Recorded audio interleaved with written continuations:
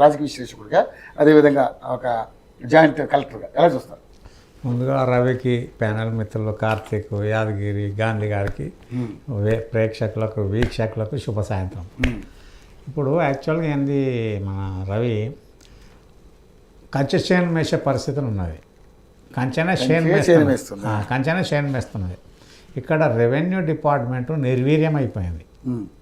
వినరా, నిర్వీర్యం అయిపోయింది. ఏదైతే ఉందో ఈకలు లేని పక్షి. ఇక్కడ ఈకలు ఎవరు? గ్రామ పరిపాలనాధికారులు ఉండరు. గ్రామం ఒక పట్వారి, ఒక పోలీస్ పటేల్, ఒక మాలి పటేల్.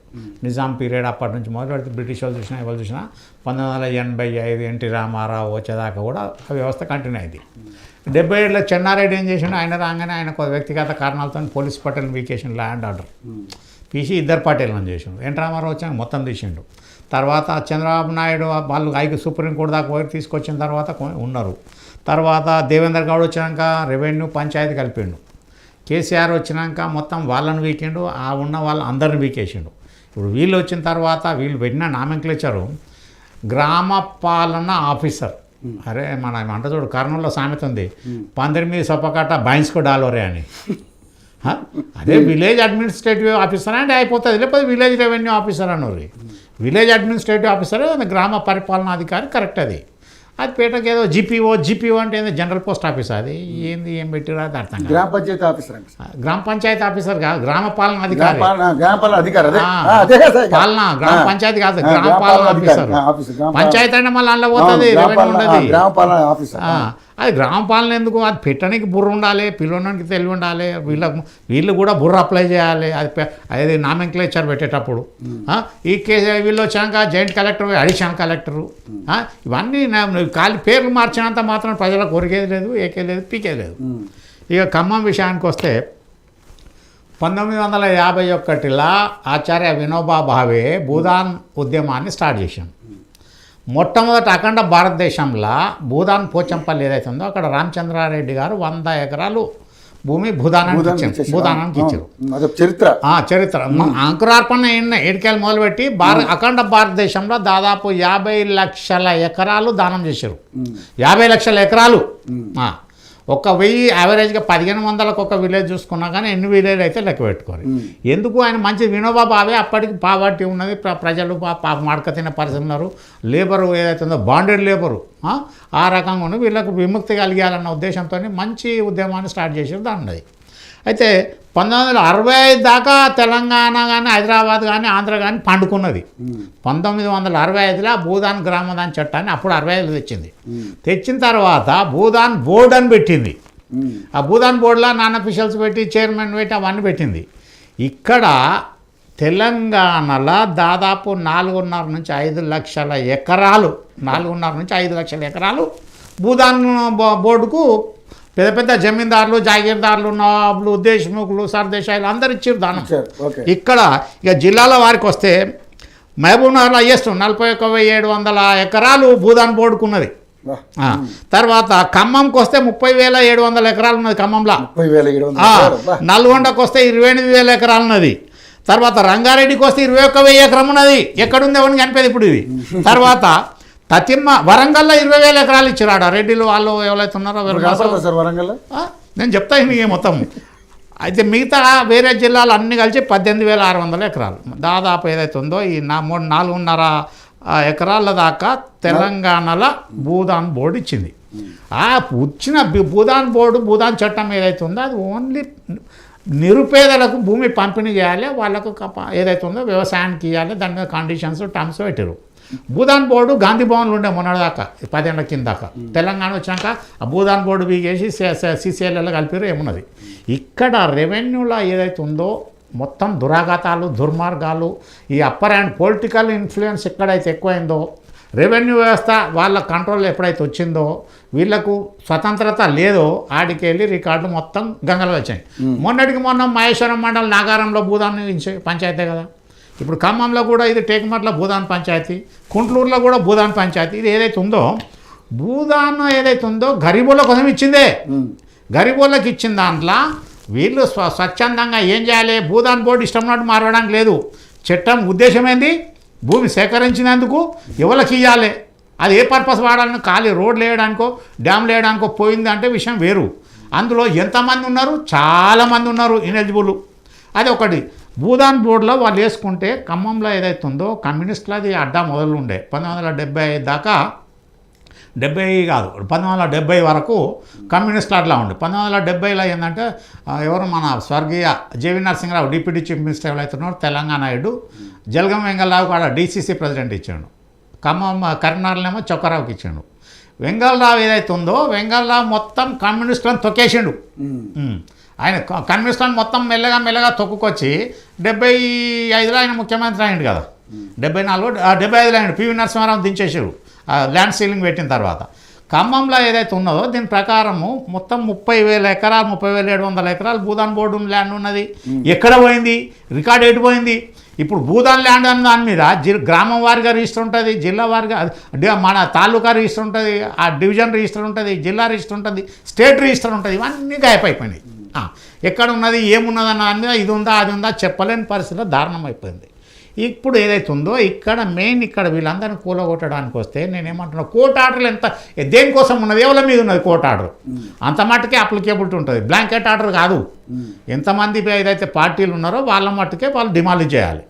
100 లైన్లు కూలగొట్టడం అన్నదానికి అది భూదాన్ ల్యాండ్ ప్రజలకు భూమి లేని నిరుపేదలకు వాళ్ళకి వేసుకునే హక్కు ఉంటుంది. కాకపోతే ఏదైతే ఉందో అందులో జెన్యున్గా వాళ్ళు రెవెన్యూ కలెక్టర్ కానీ ఆర్డీఓ కానీ తహసీల్దార్ కానీ అక్కడ టేక్మాట్ల విలేజ్లో ఎవరు ఉన్నారు మొదలు సర్వే చేయాలి. అందులో జెన్యున్ ఎవరు ఉన్నారు, వాస్తవంగా ఉండేటోళ్ళు ఎవరు, అందులో ఏదో కబ్జా కోసం పెట్టుకొని వచ్చి ఖాళీ బిజినెస్ చేసేటోళ్ళు కూడా ఉన్నారు. కమ్యూనిస్టులు ఏదైతే ఉందో కలర్ వేసుకొని రకరకాల దందాలు చేసిన కేసులు కూడా ఉన్నాయి. అదే మనకి ఇప్పుడు బంజారా హిల్స్లో దాదాపు 25 స్లమ్ములు ఉన్నాయి. 25 స్లమ్ములు గవర్నమెంట్లో ఉన్నాయి. జూబ్లీ బంజారా కలిసి 25 స్లమ్ములు ఉన్నాయి.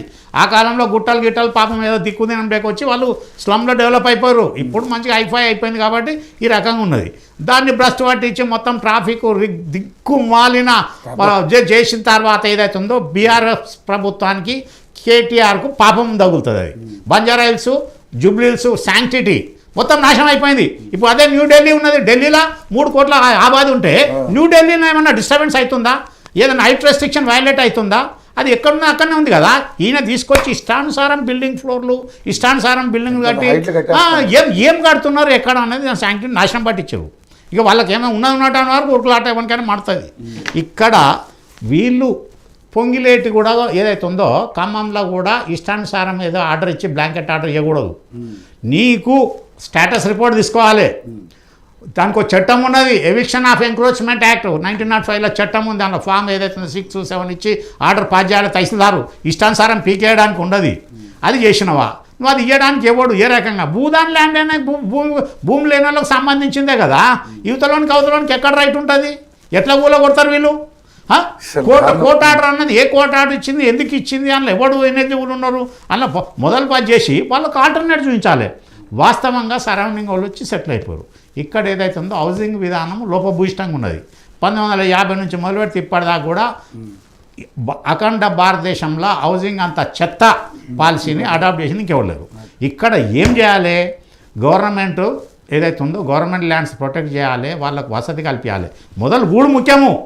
గూడు, గుడ్డ, విద్య. గూడు, గుడ్డ, భోజనము, విద్య. ఈ 4 అయితే వైద్యం 5. 5 చేకూర్చాల్సిన ఏదైతే ఉందో ప్రాథమిక హక్కు ప్రతి పౌరునికి రాజ్యాంగబద్ధంగా. ఎక్కడ పరిరక్షిస్తున్నారు? ఎవరు లేరు. సెంటర్ లేదు, స్టేట్ లేదు, ఎవడు జిల్లా లేదు, జిల్లా లేదు, మొత్తం భ్రష్టు పట్టించిపోతున్నారు. ఇక్కడ రికార్డ్ అన్న చూడకుండా ఇష్టానుసారం కూలగొట్టకూడదు, రోడ్ల మీద పడేస్తే ఎట్లా? ఇప్పుడు హైడ్రాల్లో కూడా అదే కదా. ఒక సర్వే చేసి ఒక plan of action road map వేసుకొని వాళ్ళకి ఆల్టర్నేట్ చూపించి ఏందన్నా ఉండాలి. ఎందుకు భూదాన్ బోర్డు ఎందుకు కూలగొడతారు? అది పబ్లిక్ కోసం ఇచ్చిందే కదా. నువ్వెవరు కూలగొట్టడానికి?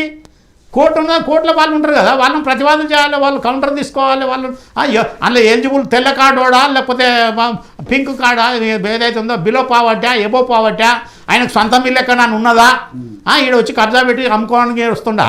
ఇదంతా ఒక పెద్ద ప్లాన్ ఆఫ్ యాక్షన్ పెట్టి ఎంక్వైరీ చేయాలి. అది పక్కకు పెట్టేసి ఆర్డర్ తెచ్చారు కదా చలో జో బోలే వాము కర్దో అని చెప్పేసి అది చాలా దుర్మార్గమైన పని అది. అవును సార్. అయితే ఇక్కడ మరి ప్రభుత్వ స్థలాన్ని ప్రభుత్వ స్వాధీనం తీసుకోవడం కరెక్టా కాదా అనేది ఇక్కడ 100% రాంగ్. అది భూదాన్ బోర్డు ఏదైతే ఉందో భూదాన్ ల్యాండ్ అంటే ఒకవేళ భూదాన్ ల్యాండ్ కావచ్చు, ఆ భూదాన్ ల్యాండ్ అయితే ఎట్లా కాల్ చేపిస్తావు నువ్వు? వాళ్ళకు భూదాను గ్రామదానం ప్రభుత్వానికి సోయి లేదంటారా? సోయి ఉన్నది, సోయి వానికి రికార్డు ఉంటే కదా చూసుకుంటే కదా సోయి వానికి ఒక్క నేను చెప్తాను, సోయి శుద్ధి లేని వాళ్ళు డిపార్ట్మెంట్లో ఏపీసీడీ తెలియదు. వానికి పాత నీళ్ళ కొత్త నీళ్ళు కలిస్తే వానికి ఏమైనా తెలుస్తుంది. ఏకంగా కొత్త నీళ్ళు వచ్చేవారికి ఏంది ఒక కేసు చెప్తా చూడు, గవర్నమెంటే తహసీల్దారే పొజిషన్ ఇచ్చిండు, దాన్ని ఇప్పటికి కూడా పానీలలో రాసుకో ఏదైతే ఉందో ఒక ప్రొవిషన్లో పెట్టుకొస్తున్నారు. వాడు వచ్చి మళ్ళీ అడ్డం మాట్లాడుతున్నారు. అది కోర్టులో రికార్డ్ అయింది, కలెక్టర్ అఫిడవిటేషన్ అన్నీ వచ్చినాక కూడా నీ భూమి కానప్పుడు నువ్వేమని పోనికి భూదాన్ దాని మీద నువ్వు మొదలు ఇట్లున్నది కలెక్టర్ రిపోర్ట్ ఇవ్వాలి. ఇదే అది పక్కకు పెట్టేసి నువ్వు వచ్చి తీరా ఏదైతుందో వాళ్ళను ఆల్ ఆఫ్ సడన్ కూలగొట్టడం ఏదైతే ఉందో కంటెంప్ట్ ఆఫ్ కోర్ట్ కింద వస్తుంది. నీకు కేసులు ఎంత ఉన్నాయి, ఎంత కూలగొట్టాలి, దాని మీద వాళ్ళ కూలిపోయిన వాళ్ళు డ్యామేజ్ కూడా ఇవ్వచ్చు ఇప్పుడు వాళ్ళకు. ఎందుకంటే భూదాన్ ల్యాండ్ అది భూదాన్ ల్యాండ్ వాళ్ళు పక్షాన్ని నిలబడేది ఎవరు సార్? ఎవరంటే ఎవరు ఎందుకుంటారు? కమ్యూనిస్ట్ వాళ్ళు ఉంటారు కదా, వాళ్ళు కమ్యూనిస్ట్ మాట్లాడిన ఎవరు లేరని ప్రేమ్ గాంధీ గారు కూడా నిజంగా అక్కడ ఎవరు కమ్యూనిస్ట్ లేదు, అక్కడ కనపడలేదు. అట్లా కాదు. కమ్యూనిస్ట్ వాళ్ళకి ఏంటంటే జెండాలు మోసేటప్పుడు కమ్యూనిస్ట్ వాళ్ళు బయటకు వస్తారు. ఇవాళ అఖండ భారతదేశంలో 1950 నుంచి ఇప్పటిదాకా కూడా ప్రభుత్వ రంగ వ్యవస్థలు నిర్వీర్యం కావడానికి ట్రేడ్ యూనియన్ విధానం పెట్టి ఇదే కమ్యూనిస్టులు హెచ్ఎంటీ వాచ్ ఇసొంటి హెచ్ఎంటీ వాచ్ రష్యాకు యూరోప్ ఎక్స్పోర్ట్ అయ్యేది, ట్రాక్టర్స్, ఐడిపిఎల్ డ్రగ్స్, బిహెచ్ఎల్ ఇవన్నీ ఎక్కడ పోయినాయి, ఎందుకు మూతపడ్డాయి? ఇవన్నీ ఏదైతుందో కంచెనే షేన్ మేస్తున్నది. ఈ రకంగా ఇప్పుడు కొన్ని ఉన్నాయి. Suppose for example Reddy labs ఉన్నాడు, అంజిరెడ్డి ఎడికెళ్ళి వచ్చిండు, IDPL employee. Standard organics Chandrashekar Reddy ఎడికెళ్ళి వచ్చిండు, ఐడిపిఎల్ ఎంప్లాయీ. వీళ్ళు ఎక్కడికెళ్ళి వచ్చారు, ఎట్లా వచ్చారు, ఎందుకు వచ్చారు అనేది తెలుస్తుంది కదా. ఈ లక్షల కోట్లకు అధిపతులు సాధారణ ఎంప్లాయీ అందులోకి వచ్చి పెట్టిరు అంటే నువ్వు వచ్చినా కావచ్చు, కాకపోతే లొసుగులు ఎన్ని ఉన్నాయి ఏమున్నాయి అన్న దాని మీద. అదే ఇట్లా ఈ రకంగా కంచెషేను మేసి తిన్నింటి వాసాలు లెక్క పెట్టేటోళ్ళే ఎక్కువైపోయారు. ఇక్కడ వీళ్ళు ఏదైతే ఉందో ఎన్ని ఇండ్లు పోయినాయో అన్ని ఇండ్లు కాంగ్రెస్ కూడా అన్నీ ఏదైతే ఉందో గమ్మున ఉండాలి, సైలెంట్గా ఉండి వాళ్ళు బండబూతులు తిడుతున్నారు శ్రీనివాసరెడ్డిని, పొంగులేటిని. ప్రెస్ మీట్ ఇంపియాలంటే పూర్తిగా చెప్పువాటి కొడతా అని తిడుతున్నారు. అది ఎంత దారుణం అని కడుపు పడితేనే కదా. నువ్వు ఎన్నిళ్ళు ఎట్లా గుల్లగొట్టి నువ్వు, కాకపోతే వాళ్ళ పక్షాన్ని నిలబడాలంటే మీ ప్రెస్ వాళ్ళు 4th ఎస్టేట్ మీరే నిల్చోవాలి. నేను విన్నాను కదా సార్, మేము ప్రతి అంశాన్ని ఏమంటున్నా చిత్రీకరించి అక్కడ ఎవరు ఉన్నారు ఏందన్నది పోనీ వాళ్ళ దగ్గర కరెంట్ కనెక్షన్ ఇచ్చిన లిస్ట్ ఉంది కదా, రోడ్లు వాటర్ ఎలా వచ్చింది, ఇవన్నీ ఉన్నాక వాళ్ళు ఎట్లా కూలగొడతారు? ఎవనయ్యే జాగిర్ ఇది? ఇప్పుడు అధికారులు తప్పిదో అధికారులు కూడా శిక్షించాలి, క్రిమినల్ కేసు పెట్టాలి. వాళ్ళు ఏదైతుందో డైరెక్ట్ వాళ్ళ మీద క్రిమినల్ కేసు పెట్టచ్చు. అరే అమ్మంది పక్క పెట్టు, గాంధీ అమ్మి తెలిసొత్తం వన్ మీద పెట్టచ్చు, వన్ తీసుకొచ్చి లోపలేయాలి. అమ్ముడు పక్క పెట్టు, అమ్మిండు వాడు దొంగన దొరన కొన్నాడు. భూమి అయితే భూదాన్ ల్యాండ్, భూమి అయితే ఇల్లు లేనివాడు వాళ్ళు ఎవడు, ఎంతమంది ఇల్లు ఉన్నోళ్ళు, ఎంతమంది ఇల్లు లేనివాళ్ళు, ఎంతమంది నిరుపేదలు, ఎంతమంది నిరుపేదలు, ఎంతమంది అగ్రవర్ణాలు ఉన్నారు. అది ఏదైతుందో డబ్బు ఉన్న వాళ్ళు ఎబో పావర్టీ లైన్ ఎందరున్నారు, బిలో పావర్టీ లైన్ ఎందరున్నారు, వాళ్ళకి ఎందరికి ఎలిజిబుల్ ఉంటుంది, ఎవరిని కూలగొట్టాలి, ఏం చేయాలన్న దాని మీద నోటీస్ ఇవ్వాలి. నోటీస్ ఇచ్చి ఆర్డర్ పాస్ చేయాలి. ఇప్పుడు నాకు తెలిసి ఇప్పుడు ఒక ఆధార్ కార్డు లాంటి ఒక ప్రక్రియను పెట్టి దానికి ఒక మళ్ళీ పాన్ కార్డు అని ఒక ప్రక్రియను పెట్టి వీడు ఎక్కడ ఆస్తుంది, ఎన్ని బైకులు ఉన్నాయి, ఎన్ని కార్లు ఉన్నాయి, ఎన్ని ఇల్లు ఉన్నాయి అనేది లెక్కలు తీస్తే మరి తెలిసిపోతుంది. ఎందుకు చేయట్లేదు సార్? మరి మిస్యూజ్ అవుతుంది, కార్యకర్తలకి ఇచ్చుకుంటున్నారు. కార్యకర్తలు నిరుపేదలు ఉన్నారా? కార్యకర్తలు కూడా బలిసిన వాళ్ళు ఉన్నారు. అది ఒకటి. ఇప్పుడు బీఆర్ఎస్ మొన్నటికి ఆ గొర్రెల మేకల గొర్రెల దాంట్లో ఎంక్వైరీ చేయదు ప్రభుత్వం, ఏమి చెయ్యదు. కొట్టుకొని సావని వాళ్ళకి అధికారం కావాలి. ఇక్కడ మొట్టమొదట బుద్ధి లేని తనం ఎవరిది? ఓటర్లు. వాడు 500కో 1000కో క్వార్టర్ బాటిల్కో 1/4 కిలో మటన్కో అమ్ముడు పోతున్నప్పటి నుంచి ఇక వాళ్ళ గతికి ఇట్లే ఉంటుంది. ఇది ఎప్పుడైతే ఉన్నదో ఇక్కడ వీళ్ళు నిర్దాక్షిణ్యంగా కూలగొట్టడం క్రిమినల్ చర్య కింద పబ్లిక్ సర్వెంట్ ఏదైతే ఉందో ఒక పద్ధతి తప్పి పాట ఏదైతే ఉందో మన ఏది ఇండియన్ పెనల్ కోడ్ భారత శిక్షా స్మృతి 1860 ఇప్పుడు బిఎన్ఎస్ఎస్ఎస్ వచ్చింది దాంట్లో. కానీ అందులో 167, 166 సెక్షన్ల కింద ఉన్నది. ఏ అధికారైనా any public servant including judge కావచ్చు, పొలిటికల్ మినిస్టర్ కావచ్చు, ఎవడన్నా కానీ ఎవడు తప్పు చేస్తే వాని ప్రాసిక్యూషన్ పవర్ ఉన్నది. కాకపోతే వాళ్ళకు సపోర్ట్ ఉండి నిల్చోవాలి. వాళ్ళు రెక్కాడితే డొక్కాడది. అటువంటి వానికి ఏముంటుంది. అందుకోసం ఇప్పుడు ఏదైతే ఉందో వాళ్ళు చేసింది చాలా పెద్ద తప్పది. వినరా, వాళ్ళు కాంగ్రెస్ వాళ్ళు ఏదైతే ఉందో వాళ్ళు సమర్థించుకోవడం అనేది మీనింగ్లెస్. వాళ్ళ ల్యాండ్ ఎక్కడిది, ఎవరి ల్యాండ్ ఎక్కడ, వాళ్ళు ఎట్లా అమ్ముతారు? అట్లా కాదు. పబ్లిక్ ప్రాపర్టీ అమ్మడానికి ఏంది, మన సుప్రీంకోర్టు మొట్టికాయలు వేసింది. తమిళనాడు నువ్వు ఉచితంగా ప్రవరిస్తున్న దాని మీద ఒక ఇది కాదు, అన్ని స్టేట్లు కూడా దేరుకోవాలి. ఎవరి సొమ్ము ఎందుకు ఇస్తారు, ఉచితాలు ఎక్కడికి వెళ్ళి ఇస్తారు, వాడు ఏం చేస్తాడు అన్న దాని మీద ఉన్నది కదా. అందుకోసం ఇక్కడ వీళ్ళు చేయాల్సింది ఇప్పటి కూడా తప్పును ఒప్పుకొని అదే భూదాన్ ల్యాండ్లా వాస్తవంగా అర్హులు ఎందరు ఉన్నారో అర్హుల కాడ మళ్ళీ కట్టియాలి, వాళ్ళకి నష్టపరిహారం ఇవ్వాలి. అన్న ఒక 5 నిమిషాల్లో ఇప్పుడు సార్ చెప్పిన దానికి నిజంగా అంటే మీరు చేసింది ముమ్మాటికి తప్పేది భూదాన్ ల్యాండ్ కాబట్టి అలా తీసుకోవడానికి లేదు. ఆల్రెడీ అది దానం కింద ఇచ్చేశారు భూదాన్